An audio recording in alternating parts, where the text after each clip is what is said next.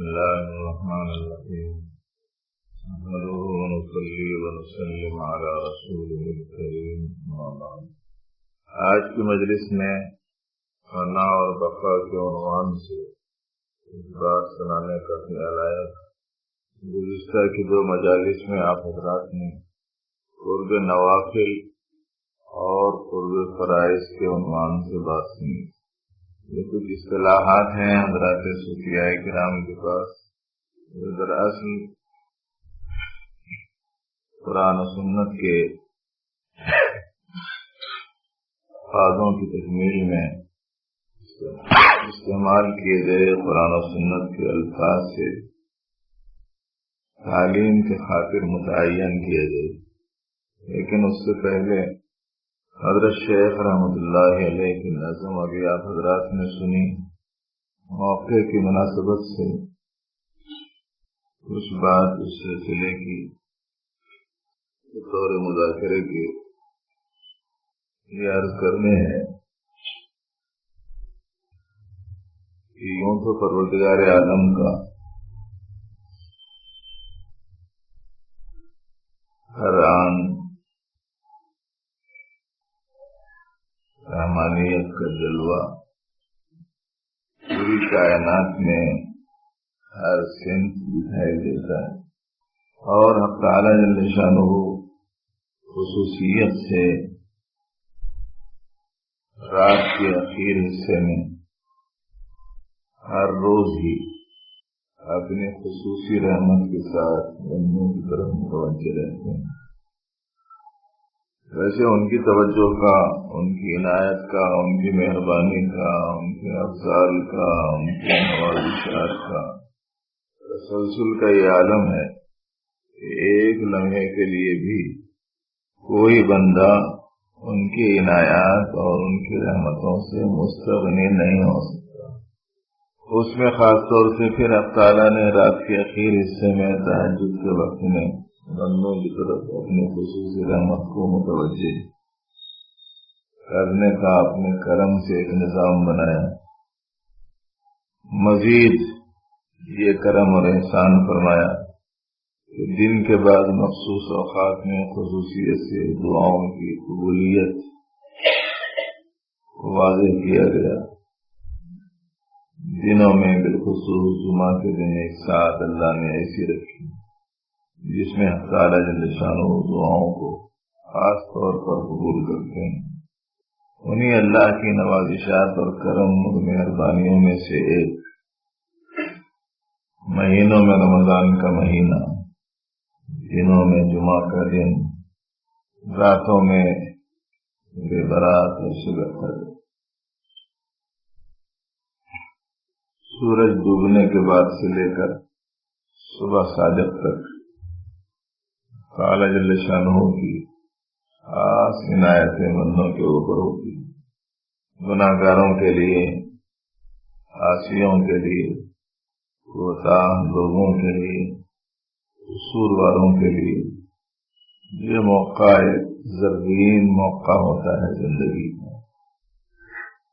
اس سلسلے میں ایک طریقہ تو وہ ہے جو عام طور پر لوگ اختیار کرتے ہیں، نہ دھو کے کپڑے بدل کے خاص طور سے کچھ چیزوں کو پکا کے کر کے مخصوص وقت میں جمع ہو جاتے ہیں مساجد. ایک مسجد سے دوسری مسجد، دوسری مسجد سے تیسری مسجد چکر لگاتے رہتے ہیں.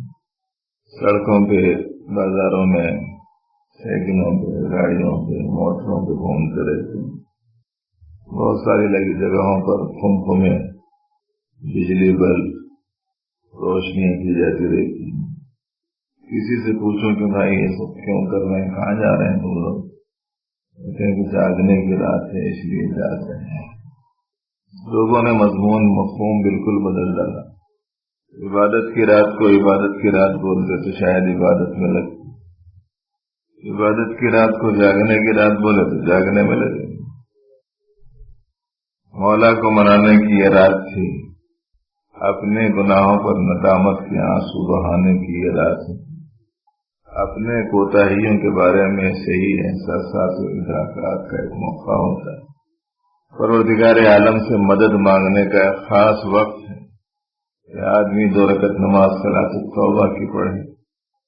حدیث میں آتا ہے کہ جو آدمی سے گناہ ہو جائے وہ نماز توبہ ادا کر لے، استغفار کرے پورے شعور کے ساتھ، تو اللہ تعالیٰ اس کے سارے گناہ معاف کر دیتے ہیں۔ اور ظاہر ہے کہ یہ جو عمل ہے یہ ندامت کا، شرمندگی کا، کوتاہیوں سے معافی کا، آدمی کے اس کے اندرون کی کیفیت کا اظہار ہے۔ نہ آپ جمع ہو گئے، میں نے تقریر کر دی، اب بجائے اس کے کہ بھئی ہم متاثر ہوتے یوں کہتے ہیں کہ بھئی فلانے مسجد میں فلانے صاحب تقریر کرے، بڑی زبردست کرے، فلانے جگہ ایک صاحب تقریر کرے، غور کر دیے جی، فلانے جگہ ایک صاحب تقریر کرے، ایسا بول دیے، انہوں تو اصل موضوع پہ بولے ہی نہیں، کوئی دوسرے موضوع پہ بول دیے۔ عجیب غریب قسم کے تذکرے تبصرے چلتے رہتے ہیں، گناہوں سے معافی کی رات میں گناہوں کا ارتکاب چلتا رہتا ہے۔ یہ بے شعوری کو ختم کرنا چاہیے۔ انفرادی طور پر آدمی کو اس قسم کے مواقع پر پروردگار عالم کے بارگاہ میں اپنے آپ کو کھڑا کر کے ان کو راضی کرنے والے اعمال میں لگ کر اپنے کوتاہیوں کا احساس کر کے خوب شرمندگی کے اظہار کے ساتھ اور پورے یقین کے ساتھ کہ پروردگار عالم مجھے معاف فرمائیں گے، آدمی معافی طلب کرے، سچی پکی توبہ کرے، بس یہ ہے طریقہ۔ انفرادی طور پر اپنے گھروں کو عبادت سے سجائیں۔ آپ نے سنا ہوگا کہ جس جگہ اللہ کا ذکر ہوتا ہے وہ جگہیں، وہ مجلسیں فرشتوں کی نگاہوں میں ایسی چمکتی ہیں جیسے زمین والوں کے واسطے آسمان پر ستارے چمکتے ہیں۔ تو عبادات سے، تلاوت سے، ذکر سے، توبہ اور استغفار سے، درود شریف سے، دعاؤں سے اپنے ان راتوں میں مشغول رہنا چاہیے اور ان چیزوں سے اپنے گھروں کو مزین کرنا چاہیے۔ آباد گھر وہ گھر ہے جس میں اللہ کی عبادت ہوتی ہو۔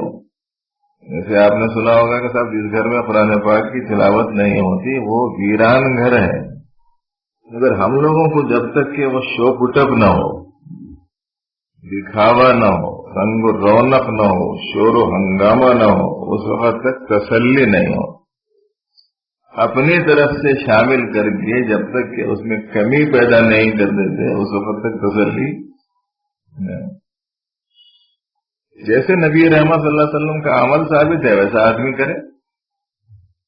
ایسا تو نہیں تھا جیسے ہمارے پاس عام طور پر ہوتا ہے، وہاں جو چیز تھی حقیقی تھی، ہمارے پاس چیزیں آ رہی ہیں رسمی، حقیقت نکل جا رہی ہے۔ اسی واسطے کسی نے بہت دکھی ہو کر کہا تھا حقیقت خرافات میں کھو گئی، یہ امت روایات میں کھو گئی۔ توبہ کا جو عمل ہے، میرے جو گناہ ہوئے ہیں وہ گناہ میں اللہ تعالیٰ سے معافی مانگنے کا ایک عمل ہے، تو مجھے رہنا چاہیے میرے مولا کو، بیچ میں دوسرے کی کیا کام ہے اسے۔ انفرادی کے طور پر اعمال کریں، یہ کرم ہے ان کا، پروردگار عالم کا مہربانی ہے اس امت کے ساتھ میں، نبی رحمت صلی اللہ علیہ وسلم کی برکت ہے، پیارے حبیب صلی اللہ علیہ وآلہ وسلم کی عجیب غریب معاملہ اس امت کے ساتھ میں کیا گیا۔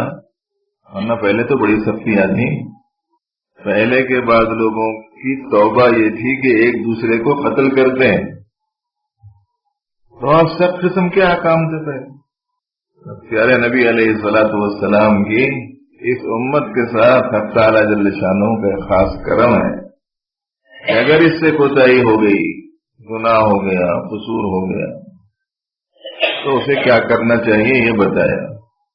اب ہم کو یہ سوچنا چاہیے کہ اپنے سے کچھ قصور، کوتاہی، گناہ ہو جا رہے ہیں نہیں ہو جا رہے ہیں۔ اگر کسی کو یہ خیال ہے کہ نہیں ہو رہے ہیں تو کسی ٹیسٹ کرنے والے کے پاس جا کے ٹیسٹ کرا لو، ہو رہے ہیں نہیں ہو رہے ہیں انہیں بتا دے۔ بعض بیماریاں دکھتی نہیں نا، سمجھ میں نہیں آتی کیا ہے کہ، بلکہ تو ماہروں کے پاس جانا پڑتا نہیں، گئے تو نہیں بولتا یہ ہے جی خرابی، اصل میں کھایا نہیں جا رہا، الٹیاں ہو جا رہے ہیں، خاص قسم کی تکلیف ہو رہی، یہ ہو رہا اور کیا ہو رہا، اور نبض دے کے تو سمجھ میں نہیں آ رہا، دوا کھائے تو سمجھ میں نہیں آ رہا، یہ انجیکشن لے کے دیکھے تو سمجھ میں نہیں آ رہا، وہ دوا کھا کے دیکھے تو سمجھ میں نہیں آ رہا، بولے تو ذرا اس کو ٹیسٹ کے بعد بھی بھیجا دیتے، انہیں دیکھ کے ٹیسٹ میں بولتا ان کے پیچھے میں کنکر ہے، انہیں بتاتا تو معلوم ہوتا کہ ہاں بھائی یہ ہے خرابی۔ اسی طریقے سے اگر اپنے بارے میں کوئی خوش فہمی ہو کہ میں بے قصور ہوں، ذرا کسی سے ٹیسٹ کرا لیے تو اچھا ہے، ان کا پتہ ہوتا اگر ہونا ہے تو بتا دیا جا سکتا ہے، بعد میں مل جانا۔ اور اگر ہے اعتراف قصور تو ایسے موقع کو زرین موقع سمجھنا زندگی کا۔ کوئی ٹائم آتا دیکھو جتنے قصوروار ہیں وہ جتنے جیل میں ہیں، جتنے کو یہ سزا ہوئی تھی فلانے دن فلانے مسرت میں فلانے خوشی میں، ان سب کی سزا معاف کی جاتی ہے، آتا ہے کہ نہیں آتا؟ کچھ اسی قسم کی عنایت و مہربانی مولا تعالیٰ کی ماہ رمضان میں اور یہ عبادت والی شبوں میں سمجھ میں آتا۔ اسی لیے 14 جو شعبان کی ہوتی ہے،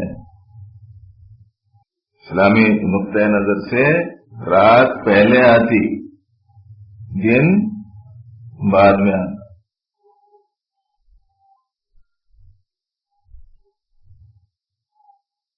14 شعبان اور 15 شعبان کے درمیان کی جو شب رہتی وہ شب برات کہلاتی، اور اس کا عنایتوں کا خصوصی وقت شروع ہو جاتا ہے مغرب کے ساتھ ہی سے۔ اتنا قیمتی وقت ہم لوگ 9-10 بجے تک تو خالی ویسے ہی ضائع کر دیتے، مسجد جانا ہے مسجد جانا ہے مسجد جانا ہے۔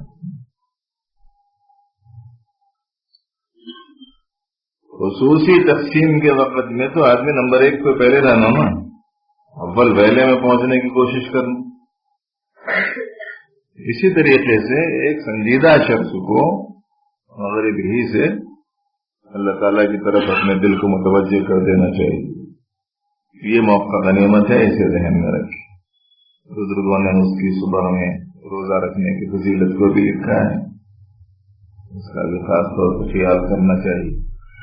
اور اگر کوئی ہر مہینے کے 3 روزے رکھ لے، 13، 14، 15 کے، تو بہت ہی اچھا ہے۔ اس وقت کہ ایام 20 کے روزے بھی بڑی فضیلت والے روزے ہوتے ہیں۔ اب اس کے بعد دوسرا جو موضوع ہے یا دوسرا جو پہلو ہے اس سلسلے میں، وہ یہ ہے کہ ہم لوگوں میں سے اکثریت توبہ کی حقیقی مفہوم سے باخبر نہیں ہے۔ آدمی سے جو گناہ ہوتا ہے وہ گناہ ہو جانا علامت ہے اس بات کی کہ اس کے دل کا رخ اللہ کی طرف سے مڑ کر نفس کی طرف ہو گیا، خالق سے ہٹ کر مخلوق کی طرف ہو گیا۔ اسی لیے لوٹنے پلٹنے کے معنی میں آتا ہے یہ لفظ۔ جا رہے تھے مغرب کی طرف، پلٹ کے مشرق کی طرف چلنا شروع کر دیے تو منزل سے دور ہو جا رہے ہیں۔ تو ایسی صورت میں ارے تم غلط راستے پہ جا رہے ہیں بولتے ہی کیا کرتا ہوں، تو بدلتا نہیں بدلتا۔ ایسے ہی ایک روڈ ہے طاعات کی اور ایک روڈ ہے معصیت۔ جو گناہوں کے روڈ پہ چلنے لگتا ہے تو اس کو کہتے ہیں میاں تم غلط راستے پہ جا رہے ہیں، صحیح راستے کی طرف مڑ جاؤ۔ اب یہ مڑنا اصل میں تو دل کا عمل ہے، دل کا رخ ادھر ہونا، اور یوں کہنا کہ مولانا غلط چل پڑا، غلطی ہو گئی، قصور ہو گیا، آپ مجھے معاف فرما دیجیے، ادھر پلٹ گئے۔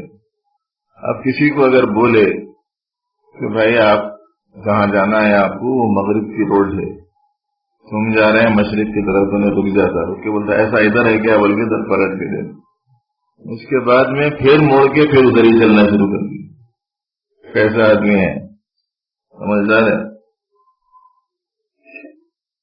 عجیب آدمی ہے۔ منزل اس کی کچھ اور ہے، جا رہا ہے کسی اور طرف ہے۔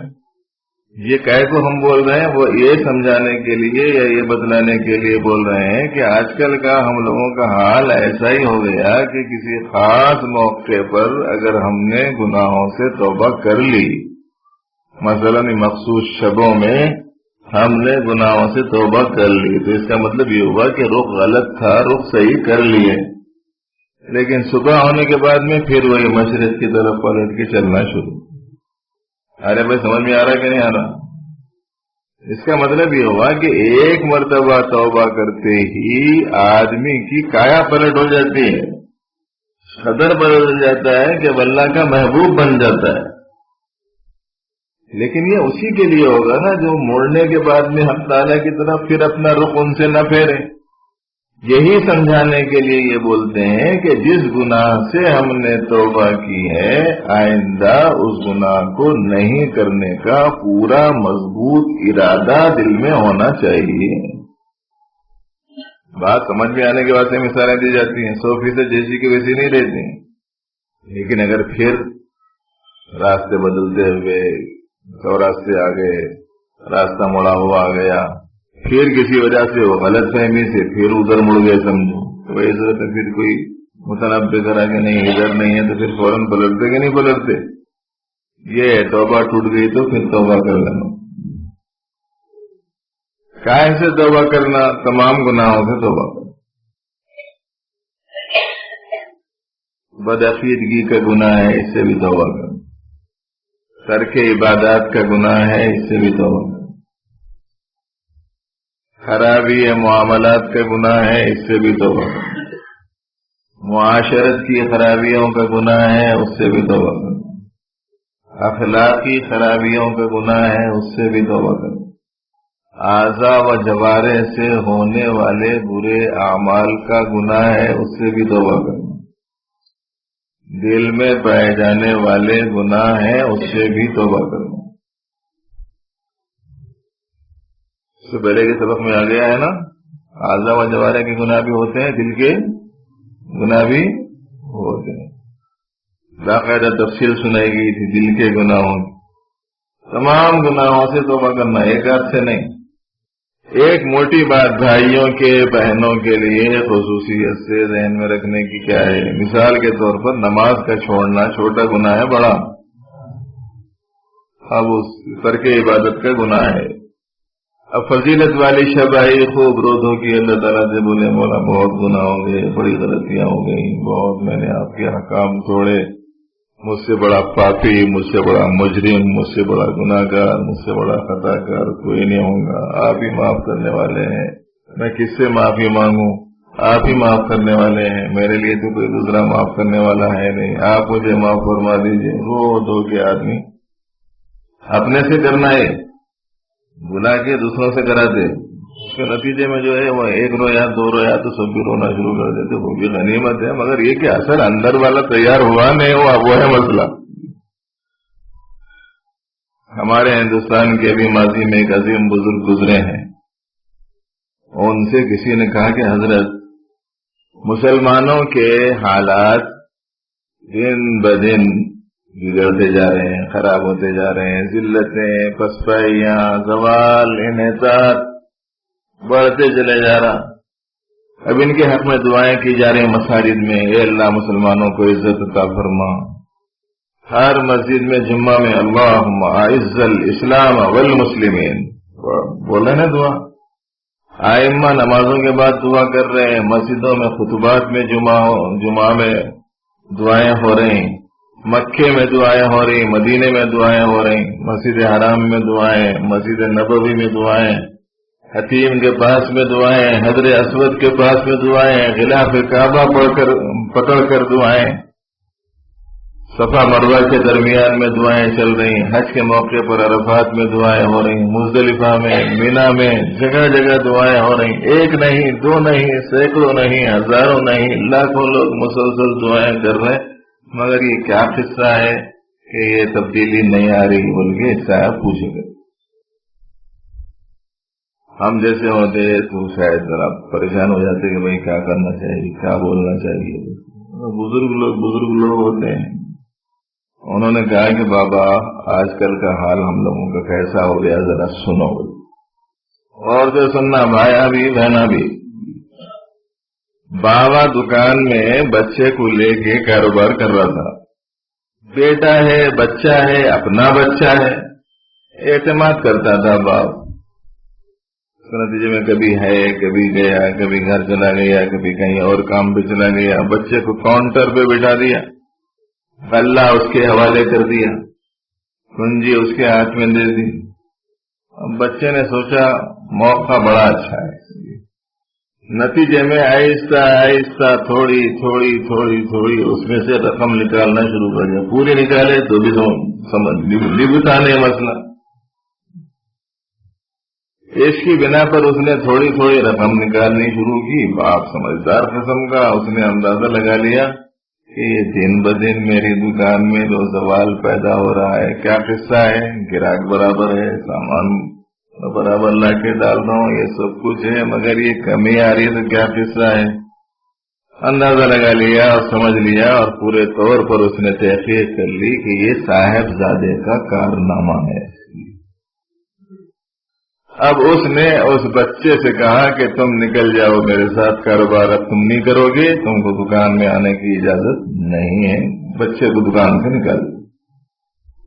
اب شدہ وہ بات گھر میں والدہ کو معلوم ہوئی، نانی کو معلوم ہوئی، نانا کو معلوم ہوئی، دادا کو معلوم ہوئی، دادی کو معلوم ہوئی، خالو کو معلوم ہوئی، چچا کو معلوم ہوئی، پھپھا کو معلوم ہوئی. تو سب کی ہمدردیاں آپ بچے کے ساتھ. نانا بول رہے ہیں بچہ ہے بلا لو دکان میں، پھپھا بول رہے ہیں بچہ ہے بلا لو دکان میں. پھر نہیں کرتا، کر لیا، غلطی کر لیا. وہ رشتے دار کچھ بول رہا، یہ رشتے دار کچھ بول رہا، مگر یہ باوا ہے کہ ماننے کو تیار نہیں. خاندان کے قریب کے لوگ بولے، دور کے لوگ بولے، معزز بولے، غیر معزز بولے، بڑے بھی بولے، چھوٹے بھی بولے، مگر باوا کسی کی نہیں سن رہا. تو کوئی خاندان کے صاحب بولے، ایسا بھی کیا ہے، بڑے بڑے لوگ بول رہے ہیں، خاندان کے ذمہ دار لوگ بول رہے ہیں، اس کے باوجود تمہاری والدہ بول رہے ہیں، اس کو خیال رکھنا چاہیے بڑوں کی بات کا. بلا لیتے کیوں نہیں اس کو؟ خاندان کے لوگوں میں سے کس کا بھی اکرام نہیں ہے، تمہارے پاس عزت نہیں ہے، احترام نہیں ہے، ایسی کچھ باتیں بولے. باوا بولا کرتے میرے خاندان کے لوگوں میں سے کوئی ایک بھی سفارش کر دیا تو چھوٹا ہو یا بڑا، میرے واسطے وہ بھی کافی تھا، اس کی بھی ضرورت نہیں تھی.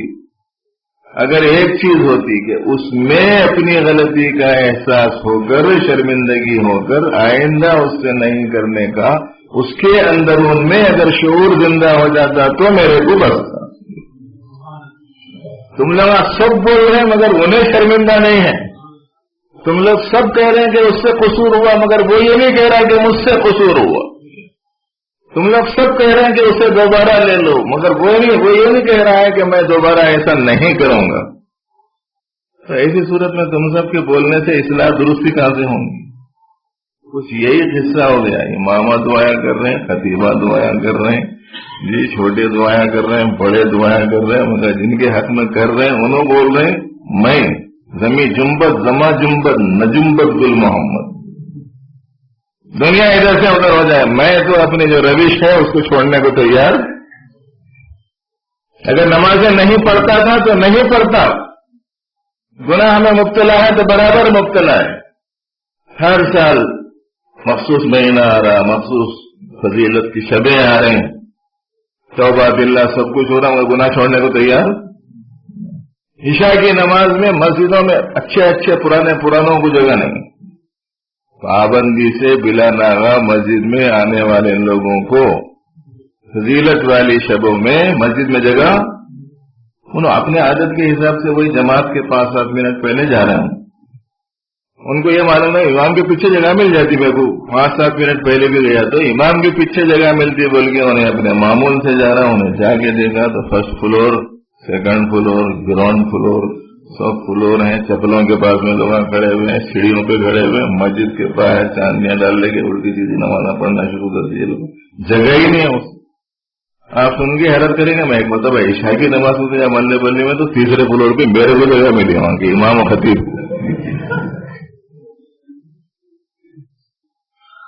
ماشاء اللہ اتنے لوگ. فجر کی نماز میں جا کے رہے پھر پورے گئے، کہاں چلے گئے پتہ نہیں. کئی کی توبہ کرے ہوئی. اگر ہم نے نماز کا چھوڑنا گناہ ہے کہ نہیں ہے؟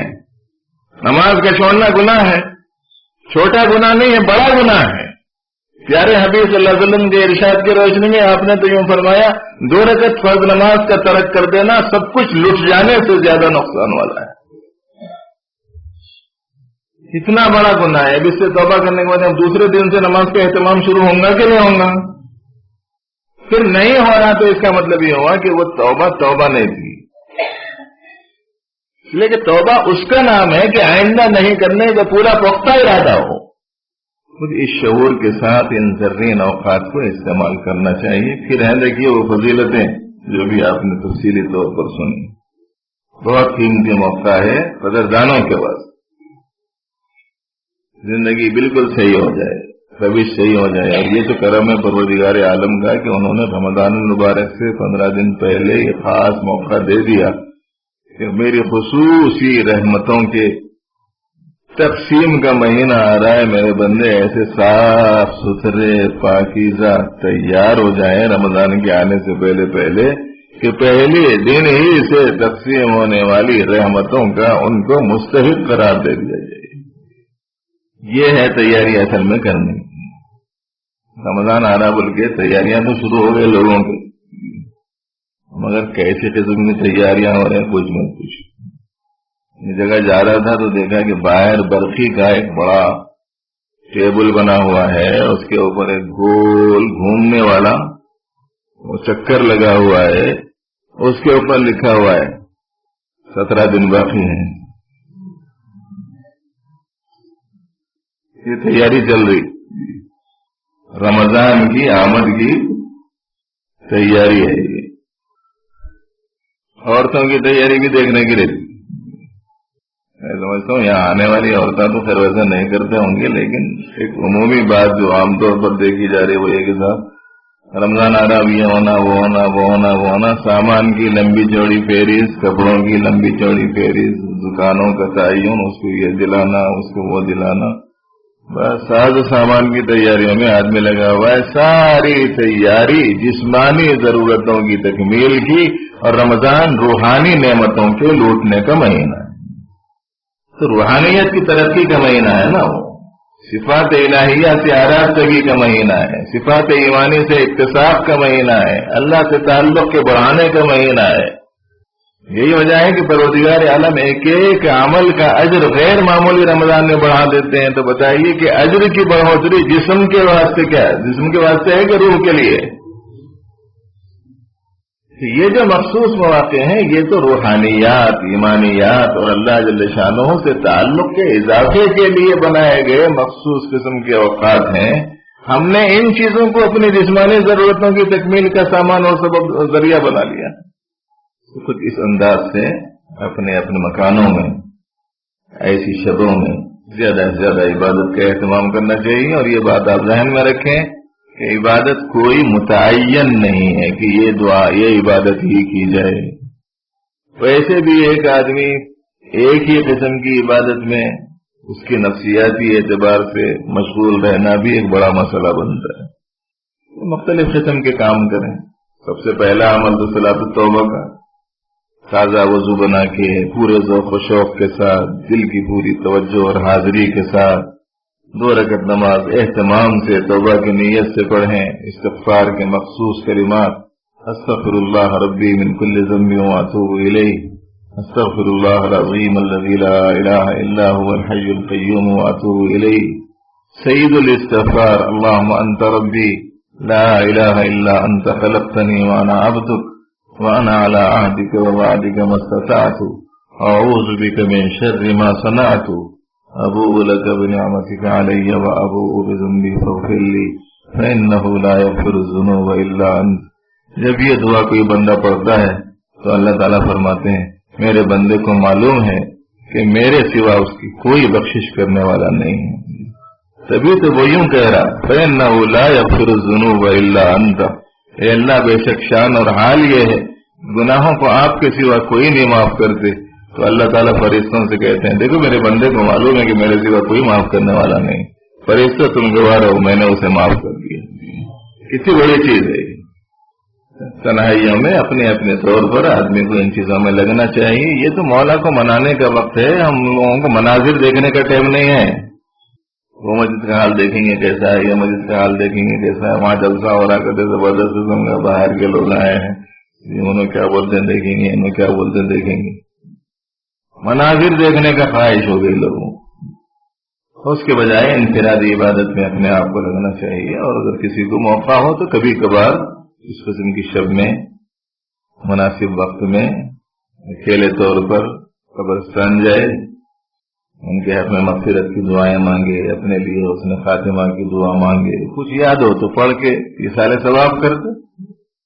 وہاں جانا تو عبرت کے لیے، نصیحت کے لیے، اپنی موت کی یاد کرنے کے لیے کہ مجھے بھی ایک دن یہاں آنا ہے. ذرا سوچو منظر کیسا ہے. ابھی ایک صاحب چند دن پہلے، چند ہفتے پہلے ایک جگہ ایک صاحب کی تدفین کے واسطے قبر کھودنے کا عمل ہوا. تو کھودنے کے بعد میں وہ سائز وغیرہ برابر ہے یا نہیں، خوب اچھی طریقے سے کھود کے صاف کر کے انہوں ذرا لیٹ کے دیکھے. ایک صاحب صاحب ایک آدھ منٹ خالی میں لیٹ کے دیکھا. گرمی کی وجہ سے اس قدر مجھے وحشت ہوئی کہ اب تک وہ ہیبت ہے میرے اندر. تو آدمی وہاں جانے کے بعد میں اس چیز کو سوچے، تصور کرے کہ پورے لوگ چھوڑ کے واپس ہو جائیں گے، اکیلا قبر میں آدمی کو ڈال دیا جائے گا اور اوپر سے منو مٹی ڈال دی جائے. تو تصور کریں کیسا ہے. ویسی صورت میں آدمی کے ساتھ میں کیا چیز آنے والی ہے. دوستاں قبر تک آ کے واپس ہو جاتے، عورتاں دروازے تک آ کے گھر سے واپس ہو جاتے ہے نا. کاراں گاڑیاں قبرستان تک آ کے واپس ہو جاتے ہیں. پیسے پورے دوسروں میں تقسیم ہو جاتے، دکاناں پورے اوپر رہ جاتے. سنایا تھا نا اس سے پہلے میں ایک صاحب کے خاندان میں جائیداد کا جھگڑا چل رہا تھا.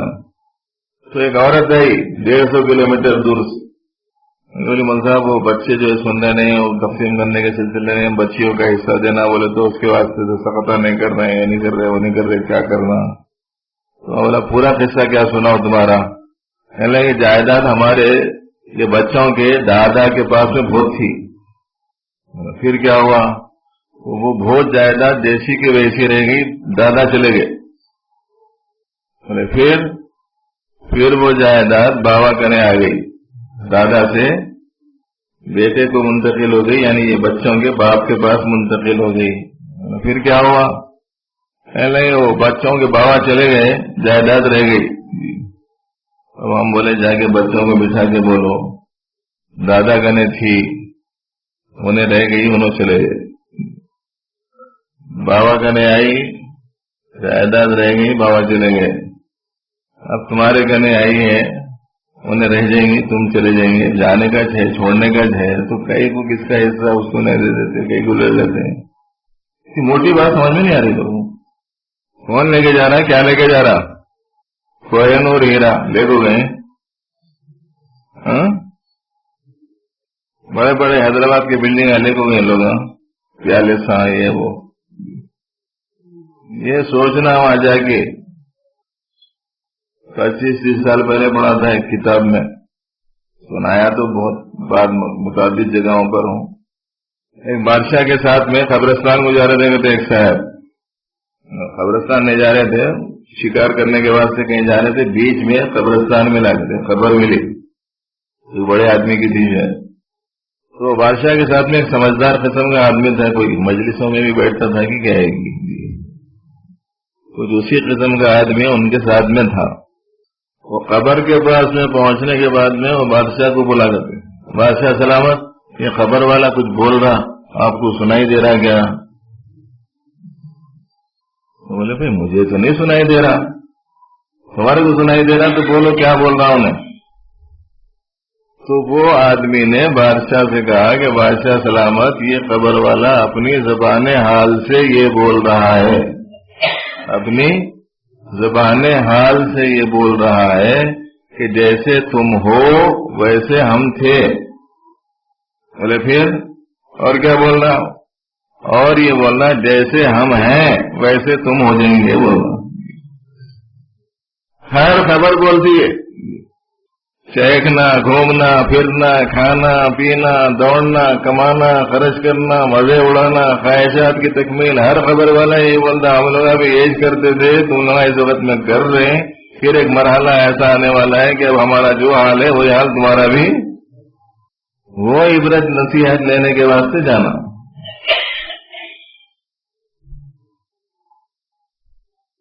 بہرحال یہ نظم سنا دی تھی انہوں نے شب برات سے متعلق، تو اس سلسلے میں کچھ عرض کر دیا گیا۔ باقی جس مضمون کے سنانے کے لیے آج حاضری، سنانے کے خیال سے حاضری ہوئی تھی، خیال پر اپنے آدمی کا عمل پورا کر پاتا ہے۔ آدمی سوچتا کچھ ہے، ہوتا کچھ ہے۔ عرب ربی بفصل عزائم، اس سے بھی پروردگار عالم کی معرفت آدمی کو حاصل ہوتی ہے۔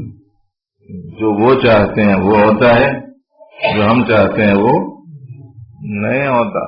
ہم جس چیز کو چاہتے ہیں اگر اللہ تعالیٰ بھی چاہیں تب تو ہوتا ہے، مگر انہی کے چاہنے سے ہوتا ہے، ہمارے چاہنے سے نہیں ہوتا۔ وہ ایک سبق بھی یاد رہ گیا تو میں کیسا چاہ رہا ہوں ایسا کہیں کو نہیں ہو رہا، بلکہ وہ جو ٹینشن لے کے بیٹھے ہوئے نا بہت سارے لوگ وہ ختم ہو جاتا ہے۔ زیادہ تر پریشانی یہی ہے، میں ایسا چاہ رہا ہوں مگر ہو رہا نہیں۔ کون سا کام اپنے چاہنے سے ہوا؟ ہمارا آنا ہمارے چاہنے سے نہیں ہوا، جانا ہمارا چاہنے سے نہیں ہوگا، بیچ میں ہمارے چاہنے سے کیا ہوتا؟ لائی حیات آئے قضا لے چلی چلے، نہ اپنی خوشی سے آئے نہ اپنی خوشی سے۔ اپنے اختیار سے آئے کیا؟ اپنے اختیار سے جائیں گے؟ اگر اختیار سے آنا ہوتا تو خیر القرون میں آتے تھے، اب کئی آتے تھے 1500 سال کے بعد، ہے نا؟ اپنی خوشی سے جانے کا مسئلہ رہتا تو کوئی بھی جاتا ہی نہیں تھا۔ تو نہ اپنے اختیار سے آنا ہے نہ اپنے اختیار سے جانا ہے۔ جب ہمارے چاہنے سے آمد نہیں ہوئی اور ہمارے چاہنے سے رفت نہیں ہوں گی تو پھر ایسی صورت میں ہمارے چاہنے سے ہونے کی طرف یہ پیش رفت کیسی؟ جو چاہ رہے ہیں بس وہ ہو رہا۔ اس سلسلے میں تو بزرگوں کا جو مزاج ہے وہ ذہن میں رکھنا، ادھر مولا ادھر شاہ دولا۔ شاہ دولا ایک بزرگ گزرے ہیں، پانی آ رہا تھا کہ بستی کی طرف، لوگ بھاگ کے بولے حضرت ذرا دعا کر دیجئے پانی کا رخ بدل جان دو، بستی کی طرف آ جا رہا۔ تو انہوں پھوڑا لے کے جا کے رستہ بنا رہے ہیں بستی کی طرف۔ لوگ بولے حضرت یہ کیا غضب کر رہے ہیں؟ تو فرمایا جدھر مولا ادھر شاہ دولا، ان کا جو منشا ہے بس وہ پورا ہوں۔ ہم کیوں ان کے منشے اور حکمت کے خلاف میں اپنے اندرون میں کوئی جذبہ رکھیں، کوئی دائیا رکھیں، کوئی تقاضا رکھیں، اپنے کوئی اچھی معلوم ہو رہی ہے مانگتے رہیں، کہتے مولا مجھے یہ چیز مناسب اور موزوں سمجھ میں آ رہی ہے، مانگ رہا ہوں، بندہ ہوں، محتاج ہوں، آپ ہی دینے والے ہیں۔ دے دیے تو سمجھنا چاہیے کہ ان کی عنایت ہو گئی، نہیں دیے تو سمجھنا چاہیے کہ شاید مصلحت میں نہیں ہوں گا میرے لیے دینا، ٹھیک نہیں ہو۔ بس یہ ذہن میں رکھ کے تو آدمی کا بہت سا جو بوجھ رہتا ہے وہ ہلکا ہو جاتا ہے۔ بس اس انداز سے وقت گزارنے کی کوشش کیجیے اور ابھی سے اپنے قلوب کو حق تعالیٰ کی طرف زیادہ سے زیادہ متوجہ رکھنے کا خصوصی اہتمام کرنا چاہیے۔ اللہ تعالیٰ سے ہی علم و عمل کی توفیق عطا فرمائے۔